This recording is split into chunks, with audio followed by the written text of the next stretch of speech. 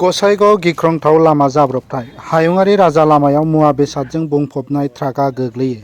गसाइगाव महकुमानि गुरुपेल्लायाव माहारियारि 27 नं राजा लामायाव मोनसे गिख्रंथाव जाब्रबथाय जायो। तामिलनाडुनिफ्राय गुवाहाटी फारसे थांबाय थानाय गं 14 साखा थानाय TN29CV 8541 नम्बरनि गंसे ट्राकआ गोख्रैथि खारथायखौ सामलायनो हायैआव गावनि ब्रेकखौ खोमादोंमोन आरो हायुङारि राजा लामानि गेजेराव गोग्लैयो। बै समाव फरायसालिमाफोरनि गोबां फरायसाफोरा हायुङारि राजा लामा बारगासिनो दंमोन। खाफाल मोजांदि रावबो जोखोम जायाखैमोन, नाथाय सालायगिरिजों लोगोसे मददगिरिया एसे दुखु मोनो। बेखौ नोजोर होनो गोनांदि गुरुपेल्लायाव मख'नाय जायगायाव सिगां समफोरावबो गोबां जाब्रबथाय जाखांबाय।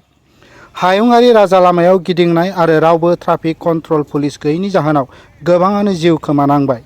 ओनसोलनि सुबुंफोराबो दाबि खालामदों दि थावनियाव मोनसे सरासनस्रा ट्राफिक होबथाग्रा पुलिस दोननांगौ, मानोना साखाथियाव गोबां फरायसाफोर आरो लोगोसे जायगानि सुबुंफोरा सानफ्रोमबो हान्था मेला खालामबाय थायो।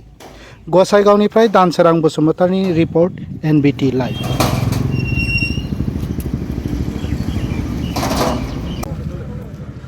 কি কম আৰু মানে এতিয়াতো এক্সিডেণ্ট মানে হৈ থাকে মাজে সময়। এই যে 2 দিন আগতো এক্সিডেণ্ট হ'ল বাইক এখন, তাৰপিছত আজি এক্সিডেণ্ট হ'ল আৰু 1 মাহ আগত একটা এক্সিডেণ্ট হৈছিল। মানুহ মানে মৰি থাকে আৰু কি, মৰি নাথাকিলেও মানে আধা মৰা হয় আৰু কি। জাগাখনৰ নাম ঢাইকেৰগুৰি বুলি কয়।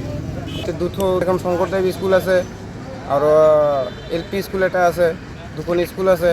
মানে 8টা-9টা বজাত মানে ইমান ভিৰ হয়, মানে মানুহ জনসংখ্যা বহুত।